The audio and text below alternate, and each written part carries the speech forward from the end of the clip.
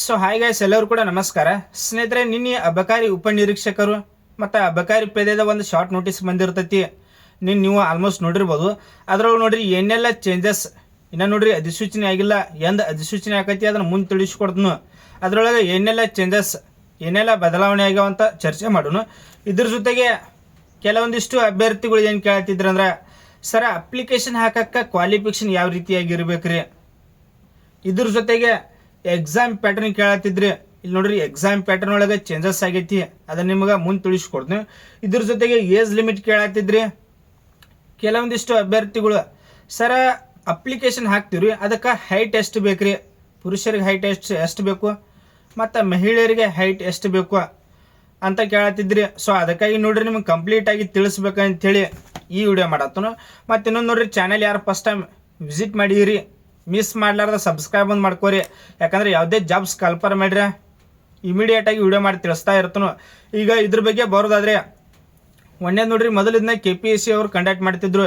ಈಗ KA ವಹಿಸ್ಕೊಂಡೈತಿ, KPSC ಇಲ್ಲ, ಈಗ KEದವ್ರು ವಹಿಸ್ಕೊಂಡಾರೆ. ಇದ್ರೊಳಗೆ ನೋಡ್ರಿ ಒಂದೇದ ಕ್ವಾಲಿಫಿಕೇಶನ್ ಇಲ್ಲಿ ಕೆಲವೊಂದಿಷ್ಟು ವಿದ್ಯಾರ್ಥಿಗಳಿಗೆ ಗೊಂದಲ ಆಗಿಬಿಟ್ಟಿರ್ತೈತಿ. ಈಗ ESI ಹುದ್ದೆಗಳಿಗೆ ಎನಿ ಡಿಗ್ರಿ ಯಾವುದೇ ಪದವಿ ಆಗಿತ್ತಂದ್ರೆ ಅಪ್ಲೈ ಮಾಡ್ಬೋದು ESI ಹುದ್ದೆಗಳಿಗೆ. ಇದ್ರ ಜೊತೆಗೆ ಅಬಕಾರಿ ಪೇದೆ ಇದಕ್ಕೆ ನೋಡ್ರಿ ಜಸ್ಟ್ ಸೆಕೆಂಡ್ PUC ಪಾಸ್ ಆಗಿತ್ತಂದ್ರೆ, ಕೇವಲ 12ನೇ ತರಗತಿ ಪಾಸ್ ಆಗಿತ್ತಂದ್ರೆ ಅಪ್ಲೈ ಮಾಡ್ಬೋದು. 12ನೇ ತರಗತಿ ಅಥವಾ ತತ್ಸಮಾನ ಅಂದ್ರೆ ನೋಡ್ರಿ ಡಿಪ್ಲೊಮಾದವರು ಅರ್ಜಿಯನ್ನು ಸಲ್ಲಿಸಬಹುದು. ಸೆಕೆಂಡ್ PUC ಆಗಿದ್ದವರು ಅರ್ಜಿಯನ್ನು ಸಲ್ಲಿಸಬಹುದು.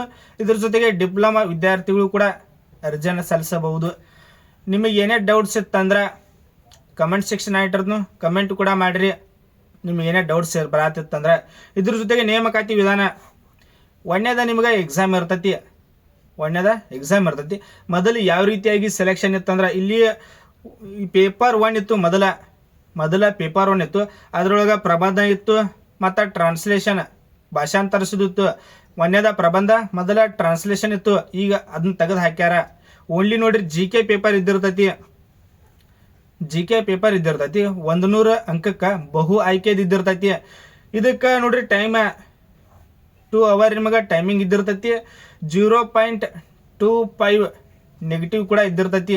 ಮೊದಲ ಕೆಲವೊಂದಿಷ್ಟು ವಿದ್ಯಾರ್ಥಿಗಳಿಗೆ ಇದು ಎಕ್ಸಾಮ್ ಬರೆಯಕ್ಕೆ ತೊಂದರೆ ಆಕಿತ್ತು. ಏನಂದ್ರೆ ಇಲ್ಲಿ ಟ್ರಾನ್ಸ್ಲೇಷನ್ ಮಾಡಕ್ಕೆ ಬರ್ತಿದ್ದಿಲ್ಲ. ಟ್ರಾನ್ಸ್ಲೇಷನ್ ಮತ್ತು ಎಸ್ಸೆ ಪ್ರಬಂಧ ಬರೆಯಕ್ಕೆ ಬರ್ತಿದ್ದಿಲ್ಲ. ಅದನ್ನ ನೋಡ್ರಿ ತೆಗೆದು ಹಾಕ್ಯಾರ. ಈಗ ಅದು ಇಲ್ಲ. ಈಗ ಓನ್ಲಿ ನೋಡ್ರಿ GK ಪೇಪರ್ ಇದ್ದಿರ್ತೈತಿ. 100 ಅಂಕಕ್ಕೆ ಇದ್ದಿರ್ತೈತಿ. 2 ಅವರ್ ಟೈಮಿಂಗ, 0.25 ನೆಗೆಟಿವ್ ಮಾರ್ಕಿಂಗ.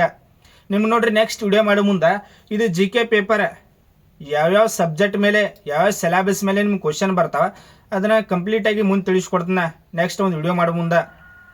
ಈಗ ಓನ್ಲಿ ಶಾರ್ಟ್ ಆಗಿ ಇದ್ರ ಜೊತೆಗೆ ಫಿಸಿಕಲ್ ಇಲ್ಲೇ ಕೆಲವೊಂದಿಷ್ಟು ವಿದ್ಯಾರ್ಥಿಗಳು ಕಂಟಿನ್ಯೂಸ್ ಆಗಿ ಕೇಳತ್ತಿದ್ರಿ, ಸರ ಹೈಟ್ ಎಷ್ಟು ಬೇಕ್ರಿ. ಇಲ್ಲಿ ನೋಡ್ರಿ ಹೈಟ್ ಈಗ ಪುರುಷರದು ಒಂದೇ ನೋಡ್ರಿ, ಇದಕ್ಕೆ ಯಾವ ರೀತಿಯಾಗಿ ಫಿಸಿಕಲ್ ಕರೀತಾರಂದ್ರೆ 1:5 ಅಂತೆ ಫಿಸಿಕಲ್ ಇರ್ತೈತಿ. ಮೊದಲು ಎಕ್ಸಾಮ್ ಇರ್ತೈತಿ. ಎಕ್ಸಾಮ್ ನೋಡ್ರಿ 1:5 ಅಂತೆ ಫಿಸಿಕಲ್ ಕಂಡಕ್ಟ್ ಮಾಡ್ತಾರೆ. ಅದರೊಳಗೆ ಪುರುಷರದ 163 ಸೆಂಟಿಮೀಟರ್ ಎತ್ತರ. ಇಲ್ಲಿ 161, 62 ಆಲ್ಮೋಸ್ಟ್ ರಿಜೆಕ್ಷನ್ ಮಾಡೋದು ಇದ್ದಿರ್ತೈತಿ. ಈಗ ನೋಡ್ರಿ ಮಿನಿಮಮ್ 163 ಸೆಂಟಿಮೀಟರ್ ಹೈಟ್. ಎಷ್ಟು? 163 ಸೆಂಟಿಮೀಟರ್. ಇಲ್ಲಿ 161, 62 ಈ ರೀತಿಯಾಗಿ ಇದ್ದಿದ್ದವ್ರು ಕೂಡ ಅಪ್ಲೈ ಮಾಡ್ರಿ. ಸಮ್ಟೈಮ್ಸ್ ಏನೈತಿ ಸೆಲೆಕ್ಷನ್ ಏನೈತಿ ಹೈಟ್ ಕ್ವಾಲಿಫೈ ಆಗೋ ಚಾನ್ಸಸ್ ಹೆಚ್ಚಿದ್ದಿರ್ತೈತಿ. ಅದಕ್ಕಾಗಿ 161, 62 ಈ ರೀತಿಯಾಗಿ ಹೈಟ್ ಇದ್ದವರು ಕೂಡ ಅಪ್ಲೈ ಮಾಡ್ರಿ. ಇದ್ರ ಜೊತೆಗೆ ಫಿಮೇಲ್ದವ್ರದ್ದು ಹೈಟ್ 157 ಸೆಂಟಿಮೀಟರ್ ಫಿಮೇಲ್ ಹೈಟ. ಇದ್ರ ಜೊತೆ ಚೆಸ್ಟ್ ಓನ್ಲಿ ಮೇಲ್ದವ್ರಿಗಿದೆ 81 ನಾರ್ಮಲ್, 5 ಸೆಂಟಿಮೀಟರ್ ಎಕ್ಸ್ಪೆಂಡ್ ಆಗಬೇಕು. ಟೋಟಲ್ ಆಗಿ 86 ಚೆಸ್ಟ್ ಇರಬೇಕು. ಇದ್ರ ಜೊತೆಗೆ ಫಿಮೇಲ್ದವ್ರದ್ದು KG 49.9 kg ಏನೈತಿ ಫಿಮೇಲ್ದವ್ರದ್ದು ತೂಕ ಇದ್ದಿರ್ತೈತಿ. ಇಷ್ಟು ನೋಡ್ರಿ. ಇದ್ರೊಳಗೆ ನೋಡ್ರಿ ಒಂದೇದು ನೋಡ್ರಿ KPSC ಕಂಡಕ್ಟ್ ಮಾಡಂಗಿಲ್ಲ, KEದವ್ರು ವಹಿಸಿಕೊಂಡಾರ. ಒಂದೇ ಡೌಟ್ಸ. ಮತ್ತು ನೇಮಕಾತಿ ವಿಧಾನದಾಗ ಎಕ್ಸಾಮ್ ಒಳಗೆ ಚೇಂಜಸ್ ಆಗೈತಿ. GK 100 ಅಂಕಕ್ಕೆ ಇದ್ದಿರ್ತೈತಿ. 2 ಅವರ್ ಟೈಮಿಂಗ, 0.25 ನೆಗೆಟಿವ್ ಮಾರ್ಕಿಂಗ. ಮೊದಲ ಪ್ರಬಂಧ, ಎಸ್ಸೆ ಮತ್ತು ಟ್ರಾನ್ಸ್ಲೇಷನ್ ಇತ್ತು. ಈಗ ಅದನ್ನು ಕೈ ಬಿಡಲಾಗಿದೆ. ಏನೈತಿ ತೆಗ್ದಾರು. ಈಗ ಓನ್ಲಿ GK ಪೇಪರ್ ಇದ್ದಿರ್ತೈತಿ. ನಿಮ್ಗೆ ಸಿಲೆಬಸ್ ಬಗ್ಗೆ ಬೇಕಂದ್ರೆ ಹೇಳ್ರಿ, ನೆಕ್ಸ್ಟ್ ಒಂದು ವಿಡಿಯೋ ಮಾಡಿ ತಿಳಿಸ್ತಾನು.